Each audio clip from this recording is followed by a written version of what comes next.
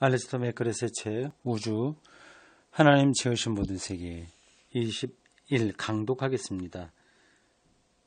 124쪽입니다.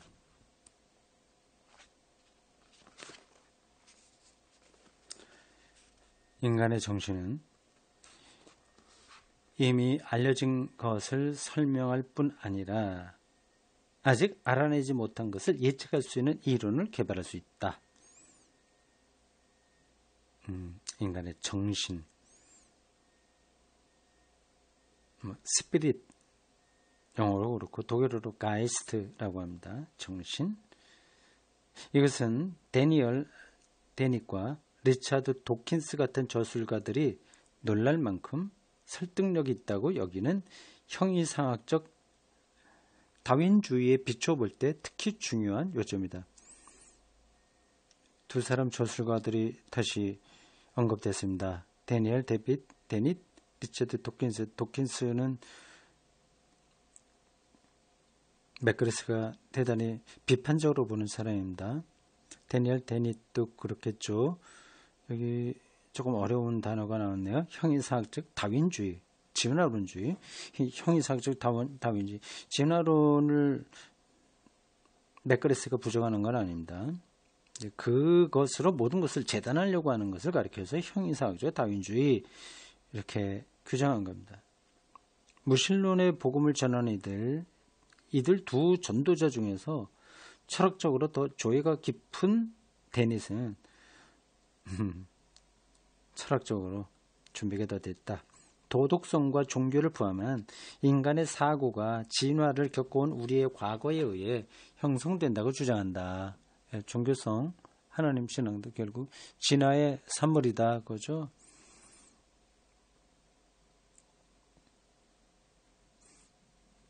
진화되기 전에는 종교성이 없을까요? 없었을까요? 있었을 거요.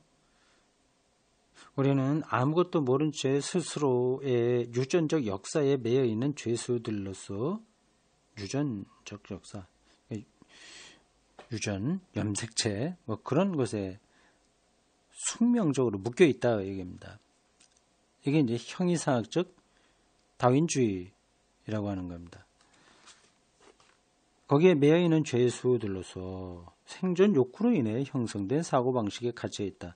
그리고 그것은 신과 같은 많은 전통적 개념들에 있어서는 나쁜 소식이다.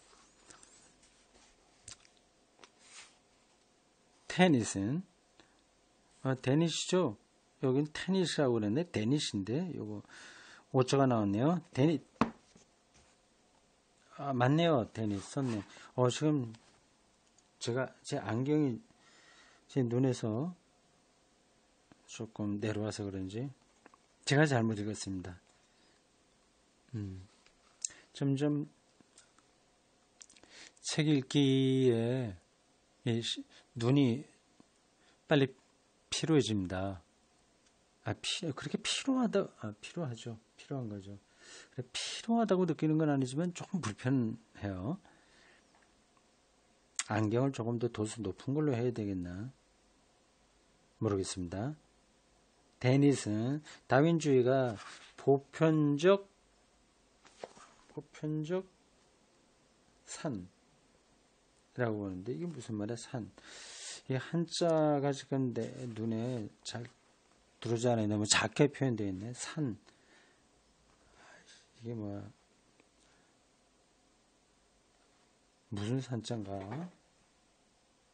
너무 작아서 잘 안 보이네. 보편적 산. 이 산. 어떤 화학에서 말하는 산. 그건가?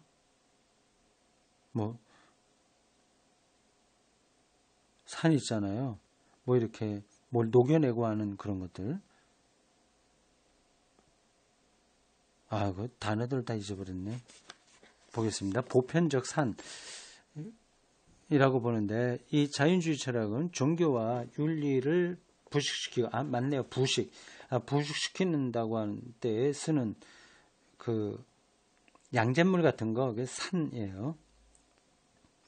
보편적 산이라고 보는데 이 자연주의 철학은 종교와 윤리를 부식시키고 그것들이 현재 남아있을 자리가 전혀 없는 과거의 유물에 불과함을 폭로한다. 그러니까 종교 이건 염색체, 유전, 뭐 진화 여기서 나온 거지. 믿을 거리가 없다. 근거가 없다. 그건 주장을 한 겁니다. 물론 데니스의 비판자들은 이것이 철학에도 나쁜 소식이라는 점을 지적했다. 인간의 합리성이 인간의 진화론적 과거에 근거하고 있다면 철학적으로 그것을 신뢰해야 할 이유가 무엇이란 말인가. 그래서 철학도 뭐고 다 필요 없는 거죠. 필요 없다기보다도 근거가 없는 거죠. 믿을 만한 게 못된 거죠. 다 그런 것들은 진화의 산물이니까요. 학자들은 데니시 선호하는 접근법의 문제점을 19세기 후반부터 이해하고 있었다. 아서 벨푸어는 그의 책 믿음의 토대에서 당시에 큰 지지를 얻고 있던 진화론적 사고의 형식 안에 있는 핵심 난점을 찾아냈다. 순전한 자연주의적 철학은 진화론적인 거, 이게 자연주의적인 거죠. 순전한 자연주의적 철학은 우리가 알고 있다고 믿는 신뢰할 만한 과학적 지식을 설명해 주지 못한다. 만약 과학이 참된 것으로 드러난다면 그것은 모종의 유익한 우연의 결과에 불과할 수밖에 없다. 우리가 오류와 환상에도 불구하고 진리를 우연히 발견했다고 해도 이상할 판국에 오류와 환상 때문에 진리를 발견했다니 그것은 더 이상한 일이다. 이렇게 설명했네요. 대충 이 정도로 우리가 읽고 넘어가겠습니다. 벨푸어가 그런 순전한 자연주의적 철학, 그걸 비판한 겁니다. 그건 형이상학적 다윈주의와 연결되어 있는 겁니다. 벨푸어는 자연주의가 궁극적으로 자기 파괴적임을 보여준 후 우리가 합리적으로 우주를 파악하는 이 수수께끼에 대한 나름의 해결책을 제안했다. 인간이 진리에 다가갈 수 있는 것은 오로지 인간의 정신이 신적 정신에 의해 만들어졌기 때문이라는 것이다. 이런 표현들을 아마 그쪽에 있는 학자들이 들으면 말도 안 되는 소리 그렇게 하겠죠. 신적 정신에 의해서 만들어졌기 때문이라 이게 왜 그런가에 대한 충분한 근거가 제시되지 않으면 이건 종교적인 표현, 설교조입니다. 근데 그렇지는 않겠죠. 여기서 그런 정도로 이 데니스의 논리를 극복할 수 있다고 생각하지는 않을 겁니다. 물론 벨푸어의 유실론을 받아들이지 않더라도 그의 논증의 요지를 알아볼 수 있다. C.S. 루이스와 엘빈 플래팅가 같은 다양한 저술가들이 보여준 것처럼 인간 지식의 토대에 대한 엄밀한 자연주의적 설명은 결국 자기 지시적 순환 논중에 빠지고 만다. 이건 더 설명 요즘 필요한 것 같긴 한데 넘어가겠습니다. 자기 지시적 순환 논중에 빠진다. 이게 자기가 알고 있는 과학적 지식에 근거해서 요것만 진리라고 그리고 모든 것이 여기에 의해서 재단된다고 얘기를 하는 거죠. 그래서 그 결과에 의해서 또 자기들의 접근 방식을 절대화하고 이렇게 순환 논중 이게 순환 논리에 떨어진다고 하는 겁니다. 이게 좀 객관적이지 않다고 하는 거죠. 합리적이지 않다.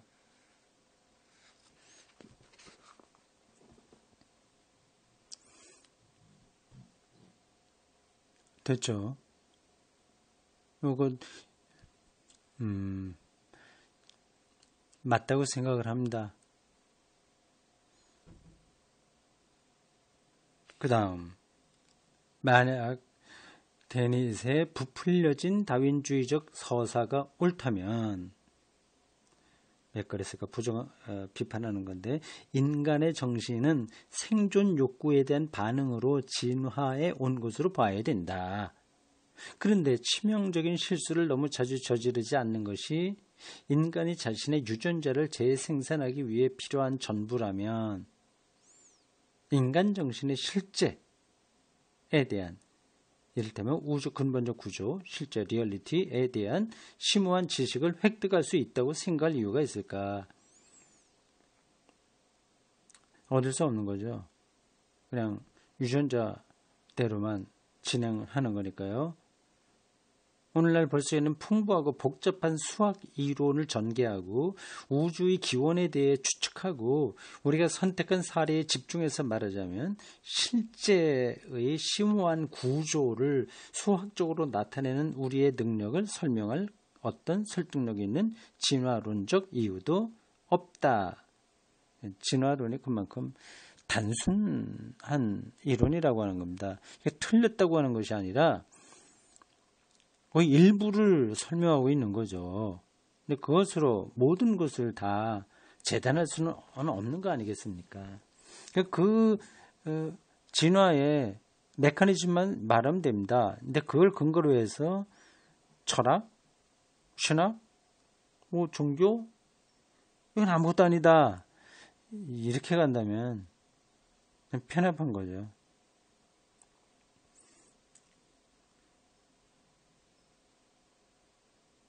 아까 순환 논리라고 했는데 이런 것도 아닐까요? 과학, 진화, 생물학 이런 걸 통해서 자기들이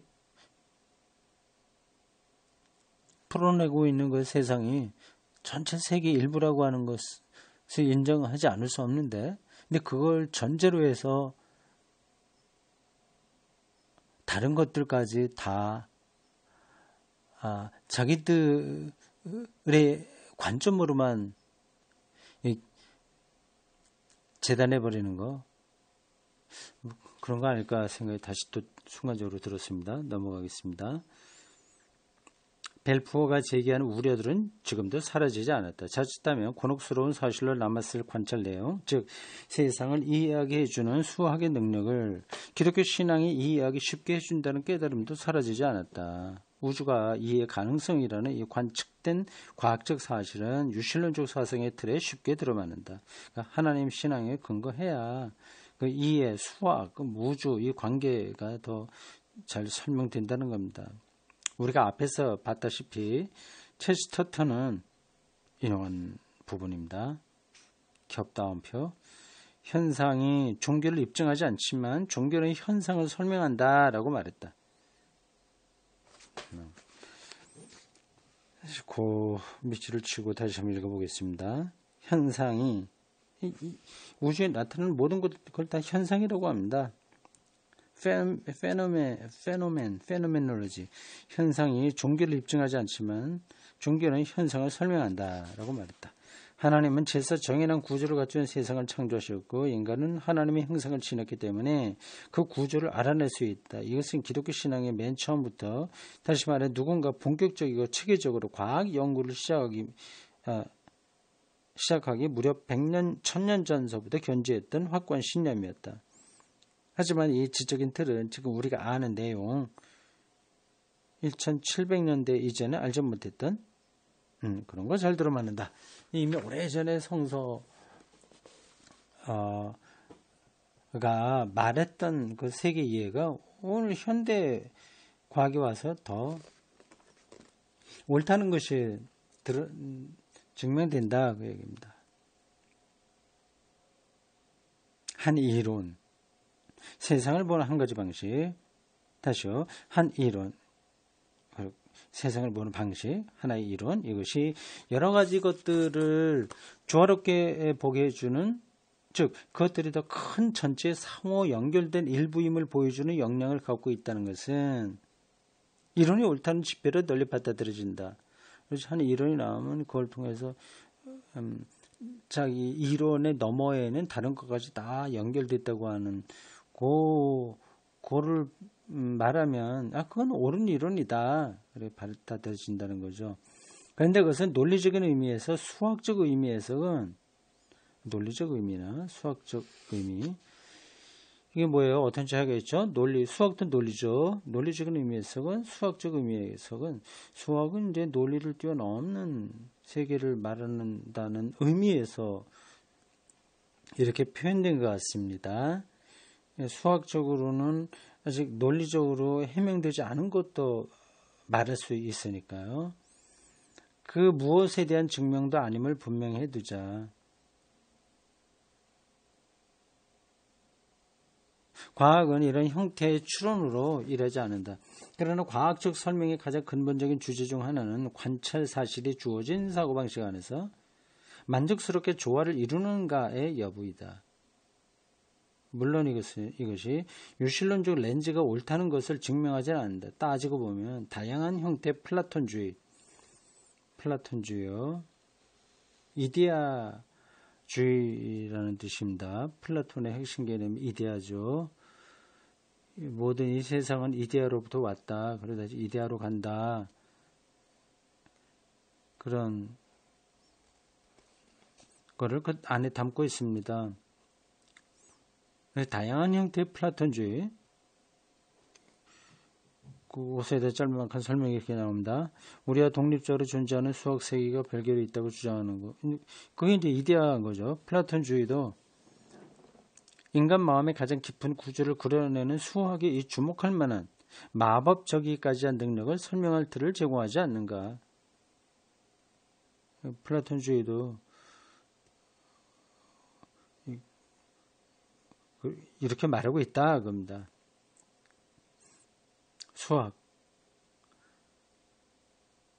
수학의 능력.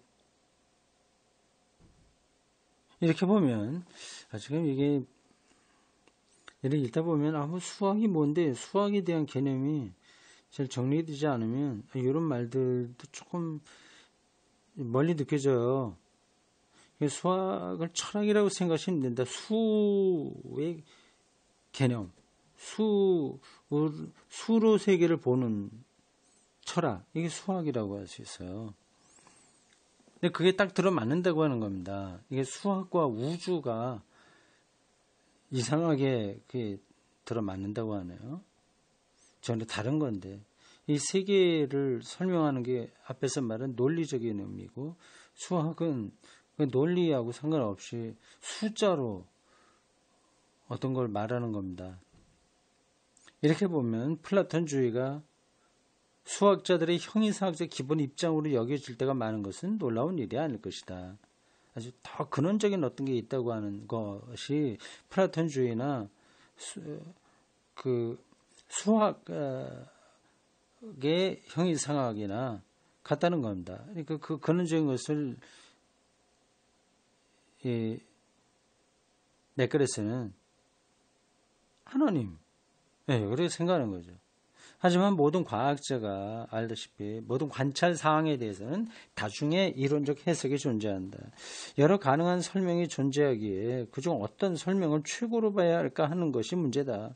마음에 들건 들지 않건 신 개념은 우리의 세상을 바라보는 가장 단순하고 우아하고 만족스러운 방식 중 하나로 남아있다. 이렇게 하나님 존재를 변증하고 있습니다. 맥거레스의 독특한 접근 방식입니다. 과학자였다가 신학자가 된 사람의 특징이 그대로 나타나죠.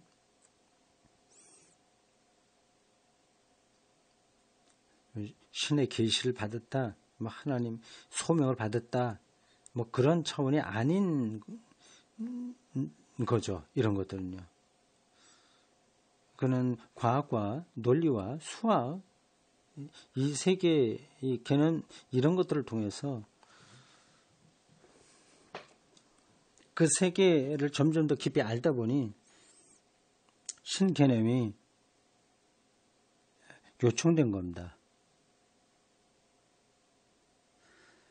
자, 다음 단락입니다. 소제목, 우주에 생명이 존재한다는 이상한 사실. 우주에는 왜 생명이 존재할까? 지난 수십 년간 생명의 존재가 우주의 초기 조건에 어떤 식으로 의존하고 있는지 점점 밝혀져 왔다.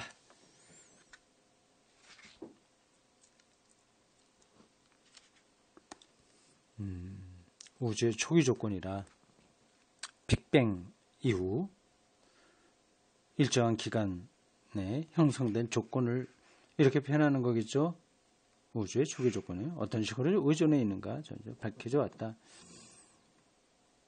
우리가 아는 생명은 지금과 같은 물리법칙과 다양한 입자의 질량과 힘의 세기 등 우연히 정해진 듯한 지금의 절묘한 실제값에 대단히 민감하게 의존한다. 이런 설명이 우리 일반적인 사람들에게는 야, 이게 도대체 뭐야? 그렇게 들릴 수 있습니다. 실제값, 입자의 질량, 힘의 세기 이런 것들이 같이 망라되고 있어요. 우리가 그 문장에 말하고 있는 것을 실질적으로 다 이해하지 못한다고 하더라도 어떤 느낌은 오고 있어요. 그건 됐습니다. 우리가 하나님의 역할을 맡아 한 세트의 손잡이들을 이리저리 돌려 자연적 수치들의 값을 선택할 수 있다면 사실상 우주는 생명체가 거주할 수 없는 곳이 되었을 것이다. 중력은 어떻게 하고 태양과 지구의 거리는 어떻게 하고 이런 것들이요. 우리가 다 설계를 했다면 현재 생명이 나타날 수 없었다고 하는 겁니다. 우주에서 생명체가 번성하려면 일부 손잡이들은 어마어마한 정확성으로 조정되어야 한다. 사정이 이렇다 보니 많은 이들이 우주가 생명에 적합하게 미세 조정되었다고 말하게 되었다. 여기서 말하는 생명은 지구 말고 다른 데까지를 포함한 건가요? 아닌가요? 그건 잘 모르겠습니다. 일단 우리가 알고 있는 생명은 이 지구인데 여기에 이 생명이 존재하게 된 것도 엄청난 제로에 가까운 확률의 결과입니다. 그래서 그거를 미세조정이라고 표현하네요. 어떻게 컴퓨터로 해서 계산해서 나올 수 있는 게 아니라는 거죠. 최근에 많은 과학 연구들은 특정한 근본적 우주 상수들의 중요성을 강조해왔다. 우주 상수.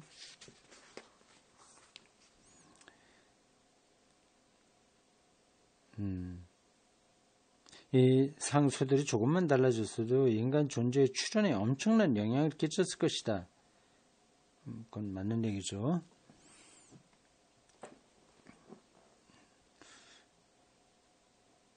우리 인류 조상인 호모 에렉투스가 직립을 하지 못했다면 어떻게 되었겠습니까? 근데 그 직립하게 된 것도 아주 우연한 일이었거든요. 과학 관련 분야를 잘 아는 독자를 위해 근본적 우주 상수들의 미세 조정 사례들을 다음과 같이 소개한다. 뭐예요? 과학 관련 분야를 잘 아는 독자요? 잘 모르는 독자들을 위해서 소개하는 거 아니에요? 이상하네. 이건 오역 아닌가? 일반적으로는 잘 아는 사람들에게는 설명할 필요도 없죠. 이게 다 아는 거니까. 모르는 사람에게 해야 되는데. 넘어갑시다. 중요한 건 아니에요. 미세 조정이 뭐냐 설명을 따라가면 됩니다. 4가지로 되어 있습니다. 1. 만약 강한 결합 상수가 지금보다 조금만 작았다면 수소가 우주의 유일한 원소였을 것이다. 아하. 우주의 수소가 유일한 원소였을 것이다. 우리가 아는 생명이 지나는 탄소의 화학적 특성들에 근본적으로 의존하기에 일부 수소가 융화되어 탄소로 전환되지 않았다면 생명은 생겨나지 못했을 것이다. 그렇죠. 탄소가 핵심이죠. 근데 그게 현재 결합상수, 결합상수 중력을 가리키나? 원소들의 결합 강도를 가리키는 거죠. 한편 강한 결합상수가 조금만 2% 정도만 컸다 하면 수소는 헬륨으로 전환되었을 테고 그 결과 수명이 긴 별들은 형성되지 못했을 것이다. 그런 별들은 생명체의 등장이 필수적이라고 여겨진다는 것을 생각할 때 그 전환이 이루어졌다면 우리가 아는 생명은 생겨나지 못했을 것이다. 그렇죠. 별들이 생명이 1억 년, 10억 년 정도만 된다면 거기서 생명이 태어나기는 힘들죠. 만약 약한 미세 상수가 지금보다 조금만 더 작았다면 우주의 초기에 수소가 형성되지 않았을 것이다. 복잡한 얘기예요. 그렇다면 어떤 별도 형성되지 않았을 것이다. 아예 별이 형성되지 않았다. 별은 우주에 가스가 뭉쳐서 됐다고 하는데 그 결합 강도가 약하면 안 되는 거죠. 그런데 생물학적으로 중요한 화학 원소인 탄소, 질소, 산소는 최초의 빅뱅이 아니라 별의 핵에서 형성이 됐다. 만약 이 상수가 조금만 더 컸다면 초신성들이 생명이 필요한 중원소들을 방출할 수 없었을 것이다. 어느 쪽이건 우리가 아는 생명은 생겨날 수가 없었을 것이다. 그렇죠. 이건 참 전문적인 내용입니다. 그러니까 앞에 제가 말한 거 과학 관련 분야를 잘 아는 독자를 위해서 근본적인 우주 상수의 미세 조중 사례들을 다음과 소개한다가 나오잖아요. 잘 아는 게 아니라 잘 알지 못하는 독자들을 위해서 설명하는 거 아닙니까? 아무리 봐도 그런 거 그렇게 보이는데. 그러니까 잘 모르는 독자. 그렇게 해야 되지 말이 되지 않습니까? 모르겠어요. 이거 원서가 어떻게 되는지. 3. 만약 전자기 미세 구조 상수가 조금만 더 컸다면 별들이 충분히 뜨겁지 않아서 우리가 아는 형태의 생명을 유지하기에 충분한 온도까지 행성들을 데울 수 없었을 것이다. 이 상수가 더 작았다면 별들이 너무 빨리 타버려 이 행성들에서 생명의 진화가 일어날 수 없었을 것이다.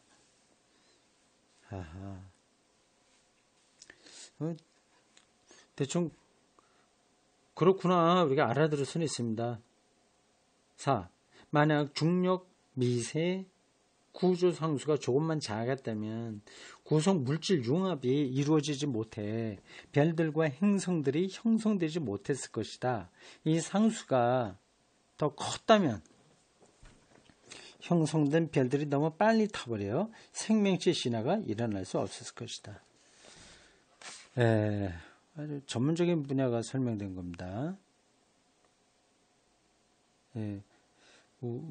우주 상수들이에요.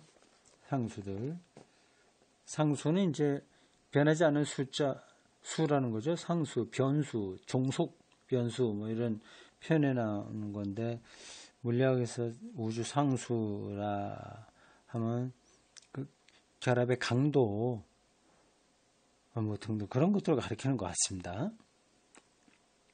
어쨌든 이 베크레스가 여기서 하려고 하는 말은 이 우주 상수들이 아주 정확하게 조정되지 않으면 생명체에 이르기까지의 일들이 일어날 수 없었다 그 얘기입니다.